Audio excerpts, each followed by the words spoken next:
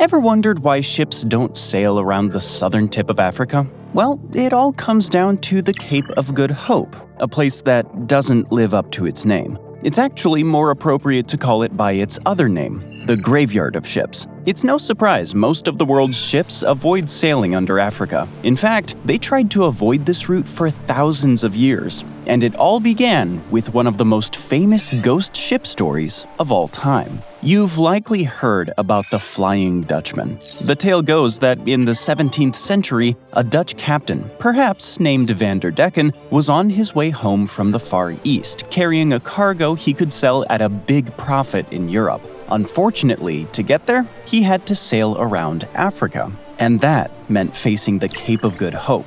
He had the misfortune of reaching it right in the middle of a raging storm, struggling to push his ship through one of the most treacherous stretches of ocean in the world. The legends go that in order to complete his journey safely, he had to resort to making a pact. Some versions of the story say it was a deal with the devil. Some stories say that his efforts at preserving his safety through some other evil means condemned him with a divine curse. Either way, he never made it home. He's now destined to wander the seas forever, bringing forebodings of doom to any navigator that spots the ghostly light of the Dutchman's ship on these rough waves. Sightings of the fabled ship continued at least into the 20th century. There's even a train ride named after him, which you'll come across if you decide to take a Cape Point tour. Reports about actual ghost ships are rarer now because sailors have a better understanding of the science of optics. But the Flying Dutchman stories actually go far in explaining all the real reasons why modern ships don't like passing under Africa. Just look at the shipping data.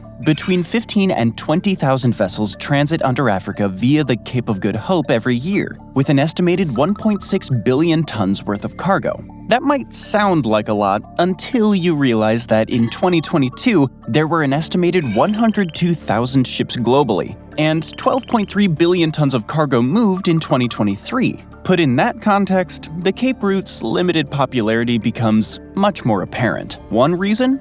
If you need to take your ship under Africa, you might feel just like the Flying Dutchman, doomed to skim the waves forever. To understand why, look at a small rebel group known as the Houthis, whose destructive hobby involves firing anti-ship missiles at commercial vessels. They operate in a stretch of high-stakes real estate between the Red Sea and the Gulf of Aden, one of the most critical trade routes on the planet. The top of the Red Sea hosts one of the most important places in the world. It's right here, the Suez Canal, which an average of 50 ships pass through every day. But that's only the average. Hundreds of ships might be waiting at any given time, because 10% of the world's total maritime trade passes through this channel. It's a narrow place though, only 674 feet, 205 meters wide. And this can pose some serious vulnerabilities to the global economy. Remember that ship that got stuck here in 2021? Strong winds knocked it off course, and because it was longer than the canal is wide, it blocked the entire passage for 6 days.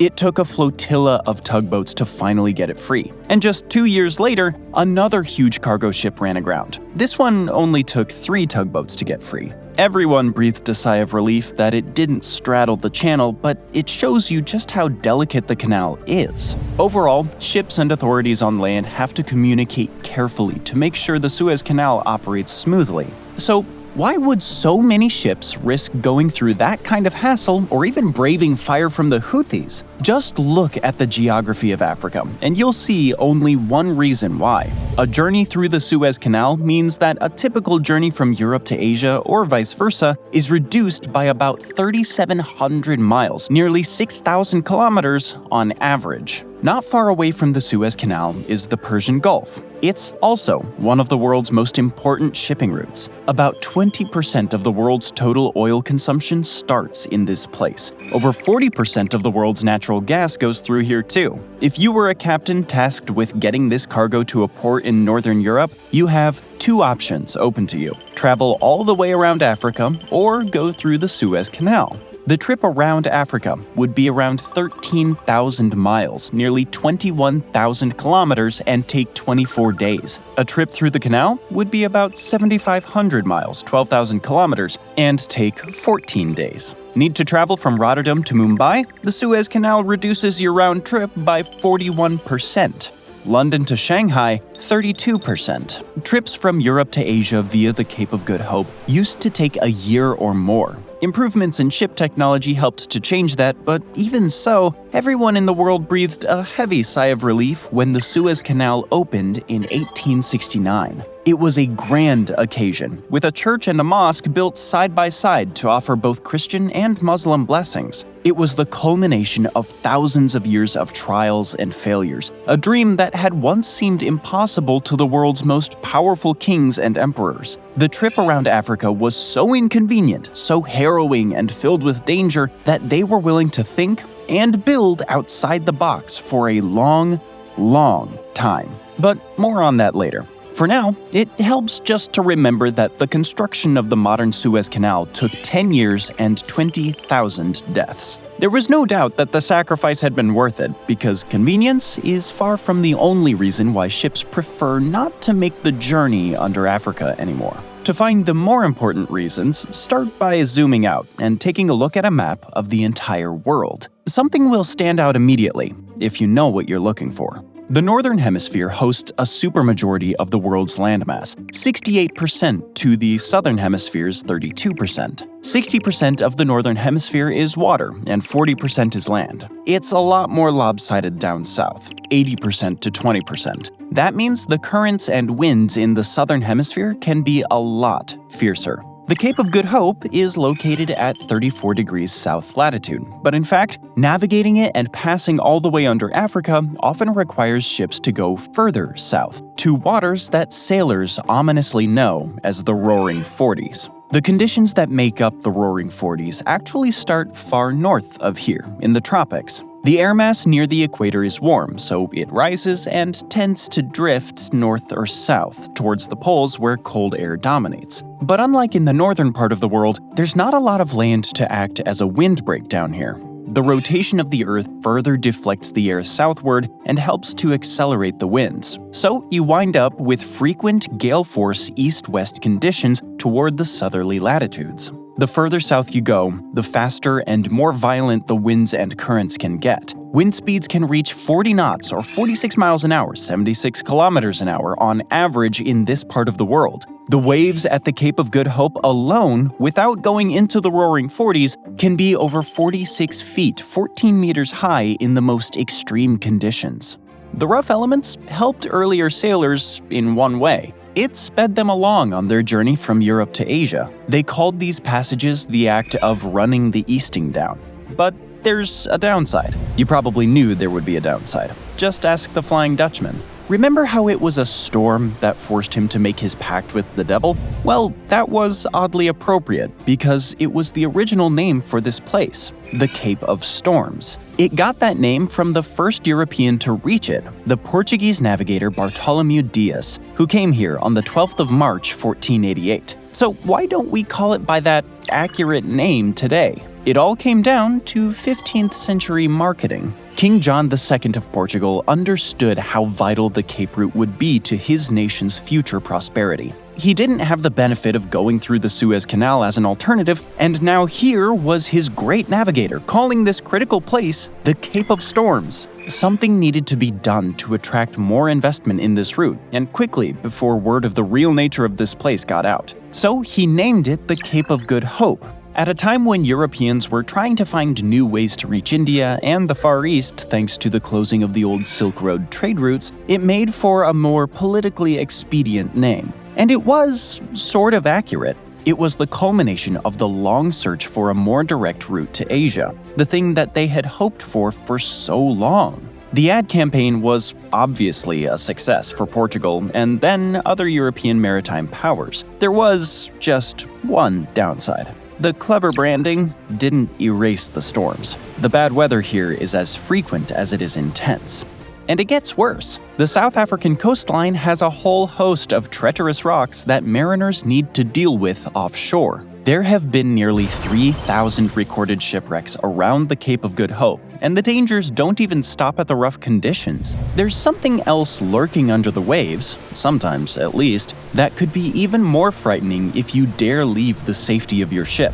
To find out what it is, start with a phrase you've probably heard of: women and children first. Those words make for another famous maritime tradition that's been passed down from generation to generation, starting here at the Cape of Good Hope. It comes from the wreck of the HMS Birkenhead in 1852. There were 480 officers and men in the British Army on board, reinforcements for fighting against the Casa in the Eastern Cape. 26 women and children accompanied them. The ship was rounding the coast of South Africa over the night of February 26th. In the dark, it collided with an uncharted rock near a place appropriately now named Danger Point, east of Cape Town. The Birkenhead rapidly began to sink, so the women and children were ordered to be put in the lifeboats first. This effort was successful, but a second lifeboat was swamped, and a third couldn't be launched. So only 3 were left for the remaining officers and crew. That left only 2 options left for the unfortunates who were now left on board: abandon the Birkenhead or go down with it. Since jumping overboard might pose a danger to the lifeboats that were still there, Colonel Seton ordered his troops to stand fast and go down with the ship. In a testament to their discipline, the men calmly did just that. Once in the water, the troops lucky enough to not drown clung to debris or tried to swim for the shore. That's where they met that other danger, the one swimming right under them. South Africa's coastline is home to a large population of great white sharks. In 2011, it was estimated that there were around 500 and 1,000 of them lurking off the shore, but it would have been much higher in 1852. And now, they struck. Wave after wave of sharks attacked the struggling crew members that night. The troops called the relentless great whites Tommy sharks, as if they were soldiers like themselves. To this day, the locals still refer to their aquatic neighbors by that name. Only 193 of the people on the ship that night wound up surviving, but that figure included all of the women and children. Although largely forgotten today, the troops of the HMS Birkenhead were celebrated for their heroism and sacrifice. The Birkenhead drill of attending to the women and children first in the case of a shipwreck is still standard practice in maritime tradition and named in their honor. The Birkenhead story stands out to us for another reason. If you had to pick one of the worst places in the world to have a shipwreck, you now see why the Cape of Good Hope would be one of them. The shipwrecks didn't start or stop in 1852. They're actually so common that they're part of South Africa's tourism industry. Along one stretch of the South African coastline, there's a hiking trail, appropriately named Shipwreck Hiking Trail. Its locale saw at least 120 shipwrecks between 1682 and 1992. One of the more notable wrecks came in 1965, when a 347-ton Dutch coaster called the Nolith struck the appropriately named Albatross Rock. Fortunately, the incident wasn't nearly as tragic as the Birkenheads. The crew got to avoid the sharks because they had helicopters to save them. Even most of the cargo was spared, but it shows even though maritime technology has greatly improved, ships are still at the mercy of the elements that haven't changed. Giant, seemingly durable ships can still find their graves here. As late as 1994, a French barge carrying a huge crane was wrecked on the rocks. Too heavy to save, it needed to be abandoned. Now, you might be seeing why the misnamed Cape of Good Hope isn't as popular a trade route as it used to be. Little wonder why the ship that blocked the Suez Canal cost the global economy $400 million per hour. It's not just the longer route. Imagine the insurance rates on those goods having to pass through such risky conditions. But insurers would need to do more than calculate quotes based on the risks around the Cape of Good Hope. Passing under Africa means more than just going around the South African coastline. Africa is the world's second largest continent. There's a lot of coastline to pass around, and to even get to or from the Cape of Good Hope, you need to go through a place that a Portuguese king didn't bother to give a more appealing name. Just northwest of South Africa is its neighbor Namibia, and its shoreline can also be a place of danger. A part of it is so treacherous that it's gotten the name Skeleton Coast. There have been over 500 recorded shipwrecks in this part of the world. One park ranger interviewed in 2018 said that he'd come across 112 in just the 6 years that he was on the job. One look at the landscape of this place, and it's easy to see why. Although sailors here haven't reached the roaring 40s yet, Antarctic currents still bubble up in these waters. The locals warned the few passersby that these currents are powerful enough to take them 125 miles out to sea if they get the misguided idea of swimming too far from shore. Conditions are often foggy, too, which makes navigating even more challenging. And there are 11 different shark species swimming around offshore.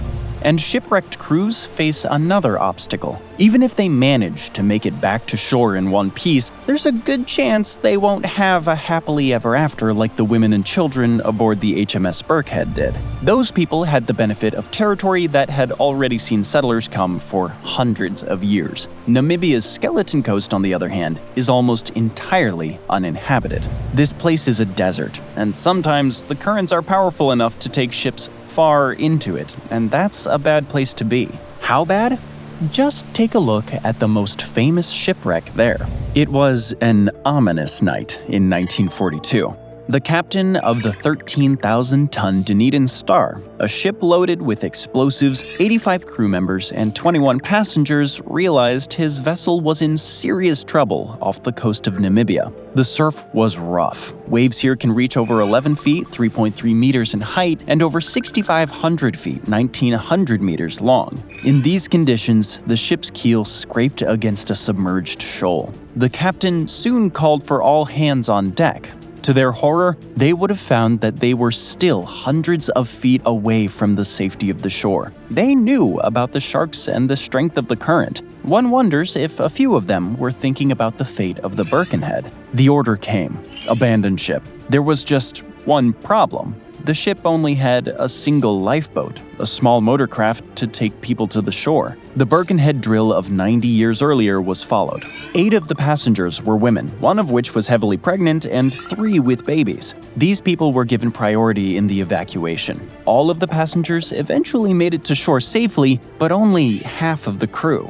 The lifeboat didn't last more than 3 trips, and as it failed, the other half of the crew realized to their terror that they had been marooned. The doomed lifeboat was put to good use by serving as a makeshift shelter for the people on the shore against the sandy winds and scorching sun when daybreak finally came. The immediate problem had been solved, but there was only a limited amount of food and water, and the nearest port was Walvis Bay, 435 miles, 700 kilometers to the northwest. To this day, there is no sign of civilization for hundreds of miles in all directions, so the supplies were rationed, with each person surviving on a pittance. 3 days later, it looked like there would be relief in the form of a salvage ship, which took the marooned crew members aboard, but it couldn't reach the people on the shore, who now might have been wishing they stayed with the ship. More relief attempts came from land, sea, and sky. Each one was an odyssey of its own. A salvage tug, the Sir Charles Elliot, tried to reach the Dunedin Star, but this place is called the Skeleton Coast for a reason. It also ran aground before it could reach the site. Several lives were lost in this second shipwreck. Even a Ventura bomber that took off from Cape Town carrying some much-needed supplies became stuck in the sand after it pushed its luck too far and tried to land on the beach. Meanwhile, a convoy of 8 vehicles set out from Windhoek, but communications with it were soon lost. 3 more bombers had to be sent out to locate the Dunedin Star's survivors. A second convoy went out, and that first bomber, the crew managed to free it from the sand and get it into the air again, but the effort proved to be a Sisyphean task. It suffered engine failure and crashed into the sea. The crew fortunately survived and bobbed in the rough waves on the fuselage. They floated ashore and walked 31 miles, 50 kilometers to the Dunedin survivors on land. Fortunately, the tale has a happy ending. The first convoy didn't disappear into the sand. It reached the survivors and evacuated them. A month after that scary night, the survivors arrived safely in Windhoek. A few things have changed. If you were the captain of a lucky shipwreck today, you might find yourself near one of the few safari camps around the area. But you might also come across other dangers that fortunately didn't add to the trouble of the Dunedin's survivors. There's a river nearby, the Cunene. If you're a shipwreck survivor and want to take a bath here, it's probably best not to do so. There are crocodiles prowling in it. Meanwhile, on land, there are occasional lions, rhinos, and hyenas too. This place has safari camps for a reason. The shipwrecks continue. As recently as 2008, a fishing trawler named the Zela was stranded here. You can still see it. You can still see the rusting wreck of the Dunedin Star too, provided you're brave enough to come to a place that some people call the end of the earth. But we still haven't exhausted our list of reasons why ships don't pass under Africa yet. If you manage to get around both the Skeleton Coast and the Cape of Good Hope, there are yet more dangers waiting for you on the East Coast, starting with those concentrated around what might be the world's most unique island. There are things in Madagascar that you won't find anywhere else. Evidence for human presence on the island only goes back 11,000 years, and no one really knows yet if that presence was permanent. The earliest evidence of settled communities only goes back 1,000 years. Either way, humans only started to come here remarkably late in their time on Earth. Why? Especially when humans were living on the mainland just across the strait for hundreds of thousands of years. It could be because to get to Madagascar, you have to cross the Mozambique Channel, and it's one of the world's more dangerous shipping lanes. So maybe our ancestors knew better. The channel has a rough southerly current. The waters here are warm, with average temperatures over 70 degrees Fahrenheit, 20 Celsius. They're also strong, flowing down into the Agulhas Current on the eastern coast of South Africa. You probably know what these conditions can lead to. The Mozambique Channel is a hotspot for hurricanes. Just go back to 2019 to see how destructive they can be. On March 4th, Cyclone Idai formed in the Mozambique Channel. Wind speeds reached 115 miles an hour, 185 kilometers an hour at its peak intensity. Over 1,000 people across Mozambique, Malawi, and Zimbabwe perished when it hit. Hundreds of thousands were displaced. The storm was the second costliest in the region, too, with the World Bank estimating at least $2 billion in total economic losses. Cyclone Idai was one of the worst, but it was far from the first. 3 to 12 cyclones form every year in the channel itself, but that isn't the end of the danger. Cyclones can form elsewhere and then wander into it, strengthening rapidly because of the warm and deep water. But if you were an insurer trying to make a quote for cargoes passing through the Mozambique Channel, you'd now need to reckon with artificial dangers to go along with the natural ones. Mozambique has been dealing with an Islamist insurgency in its Cabo Delgado province since 2017. The group responsible is called Al-Shabaab, or Ansar al-Sunnah, which pledged its loyalty to ISIS in 2015. The terror group looked to the sea early.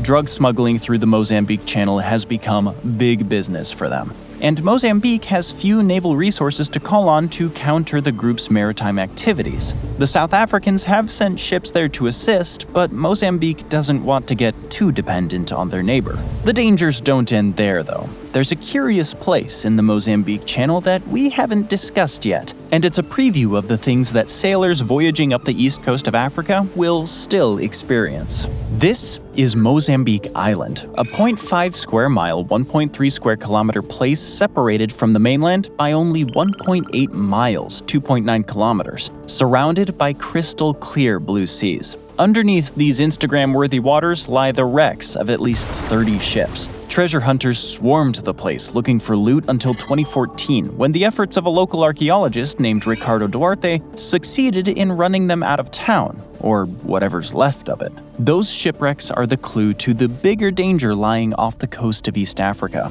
There are at least 300 shipwrecks, ranging from the late 17th century to the present. Sure, it's not quite as dramatic as the records around the Cape of Good Hope or Namibia's Skeleton Coast, but if you're sailing these parts, it's still best not to let your guard down. East Africa is rugged, full of coral reefs with few natural anchorages. The first major shipwreck came in 1499, when the Portuguese galleon San Rafael ran aground and burned at Ntogoni in modern Tanzania. Many of the shipwrecks came from human error, including sea pilots that underestimated the forces of nature out here. But there are more famous dangers here. Somalia has more coastline than any other country on the African mainland, at about 1,880 miles, 2,897 kilometers. If you were to compare that coast with a map of the continental United States, it would stretch from the Florida Panhandle up to southern New York State, and then west into Michigan. That's bad news for the world's mariners because Somalia has been in a state of civil war since the 1980s. The borders you'd see on your map don't accurately reflect the military situation in the country. The internationally recognized federal government of Somalia is only in control of a small part of its supposed territory.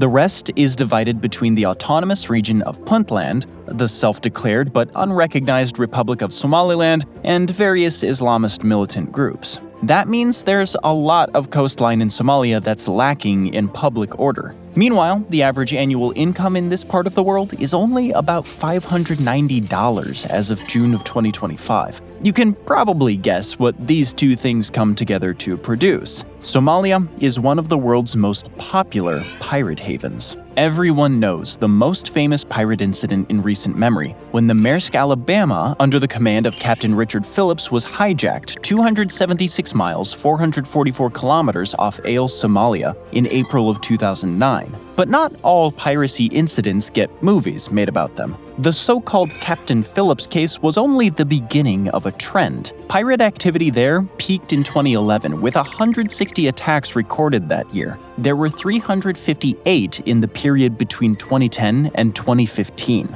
Things looked like they were starting to settle down in 2016 amidst increased international patrols following 7 anti-piracy UN Security Council resolutions. Those resolutions meant that the pirates were staring in the face of foreign navies and air forces that were now permitted to patrol the waters off the Somali coast. Those measures expired on December 3, 2021, and at least for a little while, things looked okay.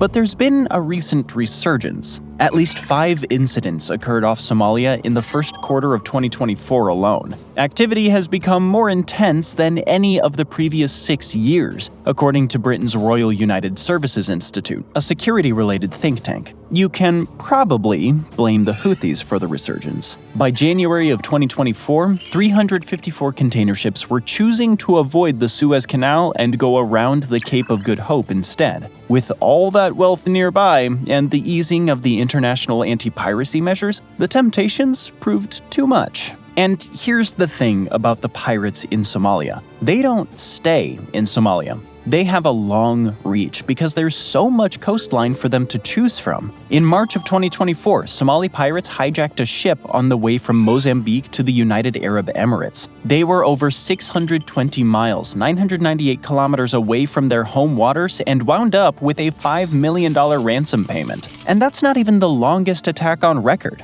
They've hijacked ships over 1,100 miles, 1,770 kilometers away from their homeland. They've been deep into the Indian Ocean, into the Gulf of Aden, up to Saudi Arabia, and south to Madagascar.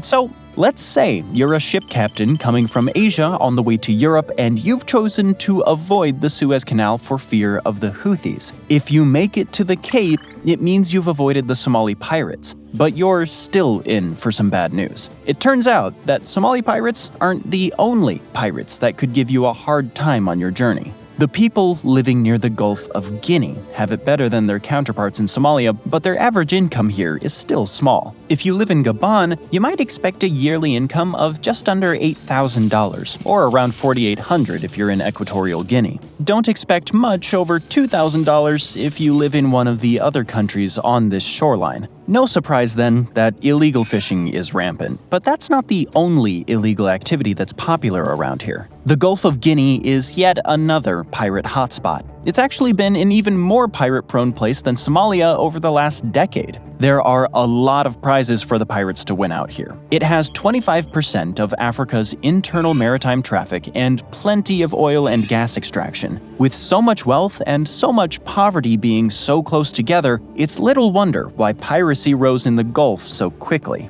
2020 was the peak year for pirates here, with 2 incidents in the first quarter alone. 130 of the world's 135 maritime kidnappings took place here. In 2021, it made up 43% of the world's total piracy incidents. And the pirates have been known to go far. Not quite as far as their Somali counterparts, but far. In 2021, the furthest known attack came from 242 miles, 389 kilometers south of Cotonou, when the pirates kidnapped 15 crew members of a Maltese chemical tanker. So why aren't they being stopped? Well, the countries along the Gulf of Guinea don't have the highest level of trust in each other and are unlikely to tolerate outside naval presences in their territorial waters. The long coastline of Somalia allowed for a more concentrated effort to suppress the pirates there. It's not the same in the Gulf of Guinea. Meanwhile, the states involved lack the necessary security architecture to suppress the organized criminal enterprises that sponsor these pirates. There are a lot of local officials in on the act, too. The web of crime runs from corrupt security services personnel to political officials to foreign traders and financiers. Piracy-related incidents declined sharply after 2020, but that was partially because of the pandemic-era slowdown in international trade. After bottoming out in 2023, the first quarter of 2024 saw an uptick. Now, with more ships being forced to sail the long way around Africa, there's great temptation. It's little wonder why people have gotten so creative in trying to avoid going under Africa whenever they could, even since ancient times. The Egyptians knew the dangers, so they tried to build their own Suez Canal. There was once the Canal of the Pharaohs, which Aristotle said started as far back as the 19th century BC, under the reign of the Egyptian king Senusret III. The canal didn't connect directly to the Mediterranean. Instead, the course was supposed to start at the city of Pelusium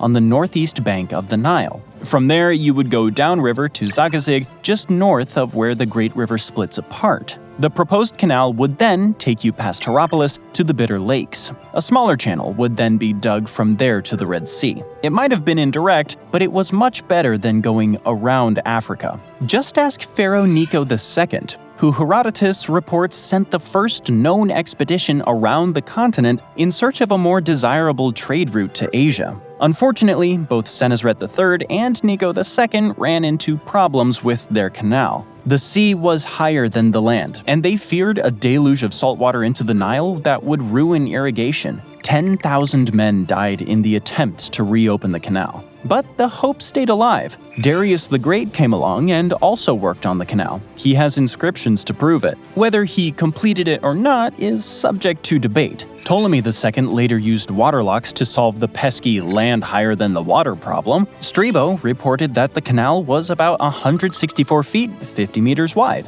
But there was something badly wrong with this great achievement. Centuries later, the Roman Emperor Trajan had to make repairs to the canal. It fell into disuse. The canal stayed open in one form or another until 767, when the Abbasid Caliph al-Mansur closed it to shut down supply routes between his enemies in Egypt and Arabia. Apparently, the place was never as significant to global trade as Senusret originally hoped for, so it was expendable. It was then forgotten for 1,000 years. In the meantime, the Venetians and the Mamluks tried to build an entirely different canal to solve the same problem. Construction began in 1586, but it would quickly end in failure. Louis XIV thought about trying his hand too, but ultimately left it in the realm of fantasy. Then, another great ruler came around. Napoleon discovered the ancient canal and wanted to build a modern version. Construction got underway in 1799, but there was just one problem. The French engineers thought that the Red Sea was about 33 feet, 10 meters higher than the Mediterranean, so it ended in another failure. The latest modern attempt started in 1859 and succeeded 10 years later. The dream of Senusret III had at last become a reality. But the dream of avoiding the route around Africa at any cost isn't over yet. The 2021 incident and the Houthis are keeping the dream alive. The trip around the continent is so forbidding that Russia is hoping to cash in on the opening of the Northeast Passage, and China is eager to help its troubled strategic partner along. As the ice slowly melts, the waters here have become more navigable. Between 2013 and 2023, the recorded annual distances of ships in this remote place went from 6.1 million miles, 9.8 million kilometers, to 12.9 million miles, 20.7 million kilometers. The Arctic sea routes mean that ships don't have to go around Africa if something goes wrong with the Suez Canal route. Compared to that journey, the cold doesn't seem that bad. Anything to avoid the graveyard of ships. Thanks for joining me today. I hope you enjoyed the video, and if you want to see more videos like this, then please consider subscribing and turn on notifications. It really does make a difference. Thanks again, and I'll see you next time on MapPack.